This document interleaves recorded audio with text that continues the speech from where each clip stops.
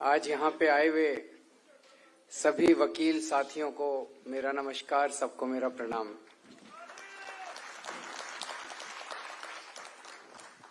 आप सब लोगों को मैं दिल से शुक्रिया अदा करना चाहता हूँ कि आज बहुत सारे साथी जो हैं कोर्ट से भी, अभी कोर्ट बंद नहीं हुए, मैं तहे दिल से आपका शुक्रिया अदा करना चाहता हूँ। 49 दिन की सरकार बनी थी, उसके बाद जब दूसरा चुनाव हुआ, जब 67 सीट आई थी, उन 67 और चूंकि डोमेस्टिक में दिल्ली के अंदर खास सुविधा है कि 200 यूनिट तक फ्री है और 400 यूनिट तक आधे हैं, वो आप सब लोगों को अब उसके अंदर वो फैसिलिटी मिल रही है। तो दिल्ली पहला राज्य पूरे देश में बना जहां पे बिजली का रेट जो है आपका वो कमर्शियल नहीं है, वो डोमेस्टिक है। फिर वो रिश्ता और गाढ़ा होता चला गया हम लोगों का, हमारी मुलाकातें होती गई। वो शुरुआत वहां से हुई थी, मैंने बताया कि शुरुआत वहां से, लेकिन उसके बाद बहुत अच्छे रिश्ते होते गए वकीलों के साथ।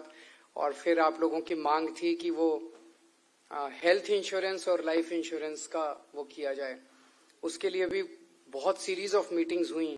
और मीटिंग्स के बाद मेरे ख्याल से दिसंबर 2020 में, 21 में कोरोना आया था शायद, दिसंबर 2020 में वो स्कीम आप लोगों ने जो सजेस्ट की थी वो हूबहू पूरी की पूरी स्कीम हम लोगों ने लागू कर दी।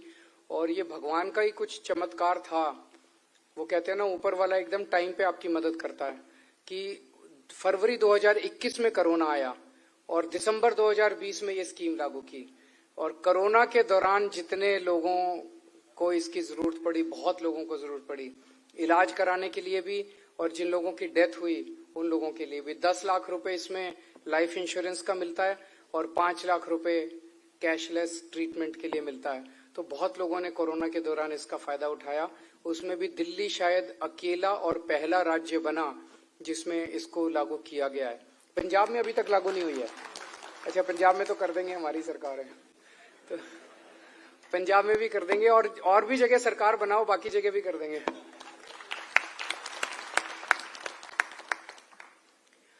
आज जो मैं आपके बीच में आया हूं, ये एक स्पेशल कारण है, और वो कारण है, मैं आज आपसे वोट मांगने के लिए नहीं आया। आज आप लोगों से देश को बचाने की अपील करने के लिए आया हूं।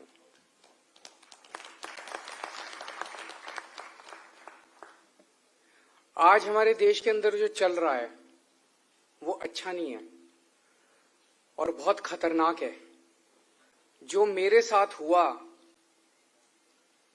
वो एक संदेश दिया गया है कि केजरीवाल को गिरफ्तार कर सकते हैं अगर हम इसको चुनाव के बीच में गिरफ्तार, सबको दे दिया गया है। प्रधानमंत्री जी एक स्पेशल प्रोजेक्ट पे काम कर रहे हैं और उसका नाम है वन नेशन वन लीडर, कि इस देश में अब एक ही नेता होगा, प्रधानमंत्री जी, उसके अलावा कोई नेता नहीं होगा। और उसके 2 पार्ट्स हैं उस प्रोजेक्ट के। एक है विपक्ष में जितने नेता हैं उनको एक एक करके जेल में डाल दिया जाए। जो जो नेता उनके अनुसार नहीं चलते, जो उनके अनुसार चलते हैं, उनके कहे में चलते हैं, उनको बख्श दिया जाएगा। लेकिन जो उनके अनुसार नहीं चलते, उनके खिलाफ बोलते हैं, उनके खिलाफ आवाज उठाते हैं, उनकी गलत नीतियों का विरोध करते हैं, उनको जेल में डाल दिया जाएगा। हेमंत सोरेन को जेल में डाल दिया, मेरे को जेल में डाल दिया, मनीष सिसोदिया को जेल में डाल दिया, सत्येंद्र जैन को जेल में डाल दिया, संजय सिंह को जेल में डाल दिया, उधर ममता दीदी के कई सारे मंत्रियों को जेल में डाला हुआ है, स्टैलिन साहब के कई मंत्रियों को जेल में डाला हुआ है, पिनराई विजयन के ऊपर कई केस कर रखे हैं, कभी भी किसी भी टाइम जेल में डाल सकते हैं, तेजस्वी यादव के ऊपर कई केस कर रखे हैं, उनको कभी भी जेल में डाल सकते हैं। देश का कोई ऐसा मुख्यमंत्री नहीं बचा विपक्ष का जिसके ऊपर इन्होंने केस नहीं कर रखे और जब चाहे जेल में ना डाल सकते हो, सबको जेल में डाल सकते हैं। एनसीपी पार्टी है, उसके 2 टुकड़े कर दिए, शिवसेना जो है उसके 2 टुकड़े कर दिए। तो जैसे रशिया के अंदर हुआ, रशिया में पुतिन जो है उसने क्या किया, सारे विपक्ष को या तो जेल में डाल दिया या मरवा दिया। आपने पढ़ा होगा, सबसे बड़ा जो विपक्ष का नेता था उसको मरवा दिया उन्होंने। तो जितने विपक्ष के नेता थे सबको या तो जेल में डाल दिया या मरवा दिया, और फिर चुनाव करवाया। 87% वोट मिल गया पुतिन को। ऐसे ही बांग्लादेश में शेख हसीना ने सारे विपक्षी नेताओं को जेल में डाल दिया और राष्ट्रपति बन गए, भारी बहुमत से जीत गई। पाकिस्तान के अंदर इमरान खान को जेल में डाल दिया, उसकी पार्टी भी छीन ली, उसका सिंबल भी छीन लिया, जीत गए। ये अब हमारे देश के अंदर भी होने जा रहा है। और मॉडल देखो, आम आदमी पार्टी एक तरह से एक्सपेरिमेंट है जिसको अब हर जगह लागू किया जाएगा। हमारी पार्टी को पूरा तरह से क्रश करने का इन्होंने प्लान बना लिया। एक कंप्लीटली फर्जी घोटाला लेके आए हैं, शराब घोटाला। उस शराब घोटाले में इन्होंने मेरे को जेल में डाल दिया, सत्येंद्र जैन को जेल में डाल दिया, मनीष सिसोदिया को जेल में डाल दिया, संजय सिंह को जेल में डाल दिया। अब कह रहे हैं आतिशी को भी जेल में डालेंगे, सौरभ को भी जेल में डालेंगे। 500 से ज्यादा रेड हो चुकी। कभी कहते हैं 100 करोड़ का घोटाला है। अभी पिछले हफ्ते जो चार्जशीट फाइल किया उसमें कह रहे हैं 1100 करोड़ का घोटाला है। कभी कुछ कह देते हैं, कभी कुछ। पैसा चवन्नी नहीं मिली कहीं भी सारी रेड में। भाई 100 करोड़ का घोटाला, कहीं तो गया होगा, कहीं कुछ खर्चा होगा, कहीं कुछ जमीन खरीदी होगी, प्रॉपर्टी खरीदी होगी, कुछ ज्वेलरी खरीदी होगी, कुछ कैश कहीं पे, कुछ नहीं, कहीं खर्चा नहीं मिला, कुछ नहीं मिला इन लोगों को।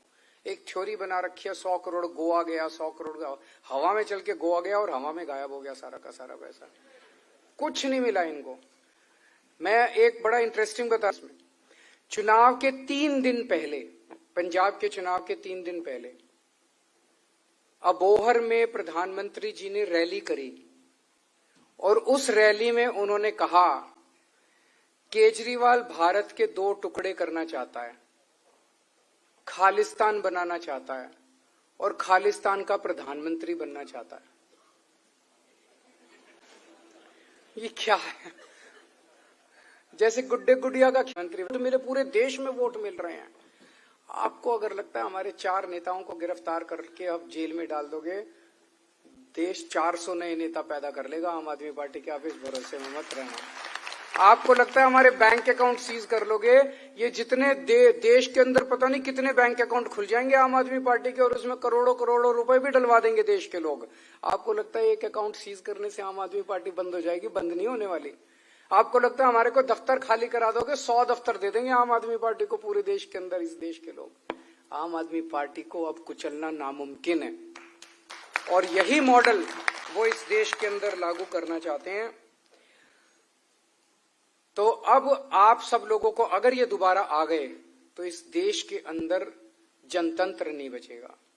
चुनाव या तो करवाएंगे ही नहीं, और अगर करवाएंगे तो वो पुतिन टाइप और बांग्लादेश टाइप और पाकिस्तान टाइप कराएंगे, जब सबको वो जेल में डाल के और चुनाव। हिटलर ने भी यही किया था। अगर आपने हिटलर की वो जीवनी पढ़ी हो तो उसने भी आने के कुछ महीने के अंदर सारे, उसने एक जबरदस्ती आग लगवा दी अपने पार्लियामेंट के ऊपर और जितने विपक्ष के नेता थे सबको उनको आग के केस में उन सबको जेल में डाल दिया और फिर चुनाव कराया। 90% से ज्यादा वोट आ गए हिटलर के। तो यही काम ये करने वाले हैं। आज मैं आपसे अपील करने के लिए आया हूं कि इस देश को बचा लो। किसी भी हालत में हमें मोदी जी को इस बार दोबारा सरकार नहीं बनाने देनी। ऐसा नहीं कि मुझे कोई उनसे पर्सनल नफरत है, पर देश की बात है। आजादी का आंदोलन पढ़ो तो आप ही लोगों ने सबसे आगे बढ़ चढ़ के आजादी के आंदोलन में हिस्सा लिया था। वकीलों ने सबसे ज्यादा, जो भी उठा के देख लो वकील ही थे। गांधी जी भी वकील थे, जवाहरलाल नेहरू भी वकील थे, मोतीलाल नेहरू भी वकील थे, बाबा साहब अम्बेडकर भी वकील थे। वकीलों ने ही संभाला था पूरा मोर्चा। ये मोर्चा भी आप, और केजरीवाल को सत्ता में लाने वाले भी आप ही लोग हैं। अब ये वाला देश को बचाने का ये वाला बीड़ा भी आप लोगों को उठाना पड़ेगा। कम टाइम रह गया, लेकिन इस कम टाइम में भी जो कुछ भी आप कर सकते हो, दिल्ली के अंदर भी प्रचार करने के लिए और देश भर में भी प्रचार करने के लिए जो कुछ भी आप कर सकते हो, आप सबको मैं निवेदन करता हूं कि आप सब लोग इसमें पार्टिसिपेट करें और ज्यादा से ज्यादा इसमें हिस्सा लें। अभी जो खबरें आ रही हैं चारों तरफ से, मैं अभी 21 दिन ही दिए हैं सुप्रीम कोर्ट ने मेरे को। 21 दिन में मैं रात दिन लगाऊं, अभी जितनी इनकी सीटें कम कर सकता हूं कर लूं।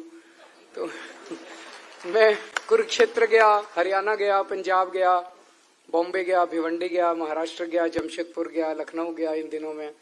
और जो मेरा सेंस है कि इनका बहुमत नहीं आ रहा और एक आखिरी धक्का मारने की जरूरत है। एक धक्का मार दिया तो शायद ये 200 के भी नीचे चले जाएंगे। बस एक ये नजर भी रखने की जरूरत है, ये केन प्रकार इन कुछ भी करेंगे ये गड़बड़ सत्ता में बने रहने के लिए। तो ये वोटर टर्नआउट वाला जो अभी चल रहा है किस्सा आजकल, उसको लेके मैं काफी चिंतित हूं कि एक दिन इलेक्शन कमीशन कहता है 52% वोट पड़े और 6 दिन बाद कहता नहीं ये 52% नहीं थे, 62% थे। तो 10% कहां से बढ़ गए? तो उसके बारे में कोई ट्रांसपेरेंसी नहीं हो रही। कुछ आज एसवाई कुरैशी जो फॉर्मर इलेक्शन कमिश्नर थे, उनका इंटरव्यू सुन रहा था, वो कह रहे थे कि ये चिंताजनक है, ऐसा प्रोसीजर है नहीं। डेटा बोले आजकल तो टेक्नोलॉजी है, रियल टाइम डेटा आता है आजकल तो बोले डेटा तो तुरंत बताया जा सकता है। सुप्रीम कोर्ट में ये 24 तारीख को केस लगा है। मैं उम्मीद करता हूं कि सुप्रीम कोर्ट इसके ऊपर ट्रांसपेरेंसी के पक्ष में जजमेंट देगा। फॉर्म 17C जो है वो सारा वेबसाइट पे डाल दो। आजकल तो वेबसाइट पे कुछ भी डाला जा सकता है, पूरा देश देख लेगा कि कहाँ कितने वोट पड़े। उसमें क्यों छुपाया जा रहा है? जब छुपाते हैं तो शक पैदा होता है, और जब शक पैदा होता है तो सिस्टम के ऊपर से फेथ खत्म होता है, और जब सिस्टम के ऊपर से फेथ खत्म होता है तो जनतंत्र सफर करता है। जनतंत्र विश्वास पे ही तो चलता है कि हमारी चुनी हुई सरकार है, हमें इसके ऊपर विश्वास है। तो आप लोगों ने जितनी डिमांड रखी है सारी पूरी करेंगे। सरकार बनवा दो पहले।